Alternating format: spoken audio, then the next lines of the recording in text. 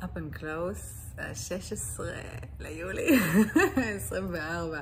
אתמול כמעט נפלתי בפח של עצמי.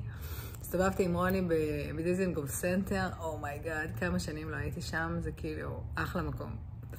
קיצור, יש איזו חנות כזאת מפונפנת, קרמים וכל מיני כאלה, עומד איזה בחור חתיך עם שרירים שיניים לבנות, תופס אותי, אומר לי, היי, את, בואי תנסי איזה קרם. אמרתי לו, לא, עזוב, אני כבר סגורה לי שגרת הטיפוח שלי. הוא כזה הכי כאילו שרמנטי, ואני גם מפלרטטת איתו, הכי חמוד בארץ. מכניס אותי לנסות קרם. רוני מתלהבת, כן, אמא תנסי כזה. קיצר, הוא מושיב אותי, מורח לקרם, סבבה. אחר כך הוא מוציא איזשהו מכשיר שיש בו רטט וחום, ומסביר לי שזה כמו הטכנולוגיה של ה-EMS שמפתחת שרירים, ומורח לקרם על הצד, ומורח לי גם על הצד השני. אני מתלהבת, כמעט כאילו ממש, כמעט קונה את המכשיר.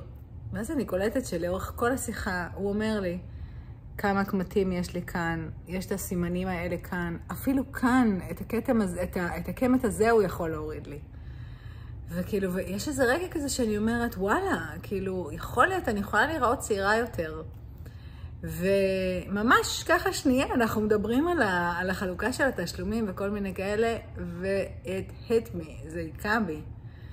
כאילו, עד מתי נרדוף אחרי הדבר הזה? אני בת 51, זה מה שיש.